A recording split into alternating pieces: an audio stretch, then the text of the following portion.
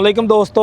ਲਓ ਜੀ ਦੋਸਤੋ 240 ਨਿੱਕੀ ਦੁੱਕੀ ਤਿਆਰ ਹੋ ਗਈ ਹੈ 2026 ਮਾਡਲ ਤੇ ਭਾਈ ਰਿਆਜ਼ ਸਾਡੇ ਨਾਲ ਮੌਜੂਦ ਆ। ਇਹਨਾਂ ਅਸੀਂ ਗੱਲਬਾਤ ਕਰਦੇ ਆ ਕਿ ਨਿੱਕੀ ਦੁੱਕੀ ਦੇ ਅੰਦਰ ਕੀ ਤਬਦੀਲੀਆਂ ਹੋਈਆਂ ਔਰ 240 ਭਾਈ ਰਿਆਜ਼ ਦਾ ਫੇਵਰਟ ਟਰੈਕਟਰ ਆ ਔਰ ਦਿਲੋਂ ਪਸੰਦ ਕਰਦੇ ਇਸ ਟਰੈਕਟਰ ਨੂੰ ਭਾਈ ਰਿਆਜ਼। ਹਾਂਜੀ ਭਾਈ ਰਿਆਜ਼ ਕੀ ਹਾਲ ਆ? ਐਵੇਂ ਜੀ ਬੰਦਾ ਝੂਠ ਮਾਰੇ ਜਾਂ ਗੱਲਾਂ ਕੀਤੀਆਂ ਵੀ ਅਸੀਂ ਜੰਮਦੇ ਜਿਹੜਾ ਸਾਡੇ ਕੋਲ 10 ਮਰਬੇ ਪਹਿਲੀ ਸੀ ਨਹੀਂ 240 ਟਰੈਕਟਰ ਰਿਹਾ ਹੈ ਤੇ ਇਹ ਧੰਨੀ ਦਾ ਟੱਗਾ ਹੈ।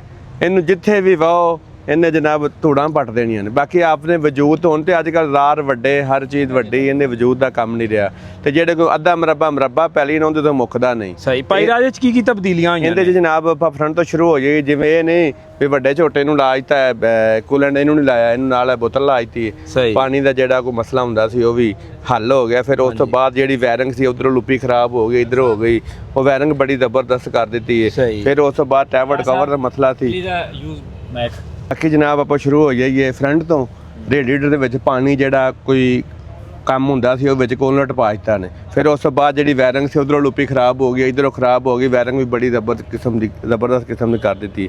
ਫਿਰ ਅਕਸਰ ਟੈਬਲਟ ਕਵਰ ਜਿਹੜੇ ਲੀਕ ਹੁੰਦੇ ਸੀ ਉਹ 2 ਨਟ ਲੱਗੇ ਸੀ, ਉਹਨੂੰ 4 ਕਰ ਦਿੱਤੇ ਨੇ। ਫਿਰ ਉਸ ਤੋਂ ਬਾਅਦ ਜਿਹੜਾ ਇਹਦਾ ਹੈਗਾ ਸ਼ੀਸ਼ਾ ਇਹਨੂੰ ਪਹਿਲੇ ਲੱਗਾ ਸੀ, ਅਗਲੀ ਤਬਦੀਲੀ ਤੇ ਇਨਸ਼ਾਅੱਲਾ ਹੌਲੀ ਹੌਲੀ ਮਜ਼ੀਦ ਤਬਦੀਲੀਆਂ ਹੁੰਦੀਆਂ ਜਾਂਦੀਆਂ। ਫਿਰ ਉਸ ਤੋਂ ਪਿੱਛੇ ਆ ਜਾਈਏ ਜਨਾਬ ਲੈਂਕਾਂ ਤੇ। ਜਦੋਂ ਕਿਤੇ ਕੋਈ ਵੱਡਾ ਆਧਾਰ ਪਾ ਦੇਣੇ ਵਿੱਚ ਚੂੜੀ ਨਿਕਲ ਜਾਂਦੀ ਸੀ, ਉਹ ਜਨਾਬ ਜਾਂਦੀਆਂ ਲੈਂਕਾਂ ਨੇ ਹੁਣ ਦੋਵਾਂ ਸਾਈਡਾਂ ਤੋਂ ਜਸਟ ਆਉਂਦੀਆਂ, ਸੱਜੀ ਸਾਈਡ ਤੋਂ ਵੀ ਤੇ ਖੱਬੀ ਸਾਈਡ ਤੋਂ ਵੀ। ਤੇ ਇਹਦੇ ਵਿੱਚ ਵੀ ਚੂੜੀ ਜੈਕ ਚੂੜੀ ਕਰ ਦਿੱਤੀ ਮੋਟੀ ਔਰ ਇਹ ਜਲਦੀ ਖਰਾਬ ਨਹੀਂ ਹੋਵੇ। ਫਿਰ ਟੈਪ ਲੈ ਕੇ ਇਹਦੀ ਵੀ ਚੂੜੀ ਮੋਟੀ ਕਰ ਦਿੱਤੀ। ਤੇ ਇਹ ਨਹੀਂ ਵੀ ਵੱਡੇ ਟਰੈਕਟਰ ਦੀ ਤਬਦੀਲੀ ਕੀਤੀ, ਛੋਟੇ ਅੱਗੇ ਜਨਾਬ ਆ ਗਈ 260 ਤੇ ਇਹਦੇ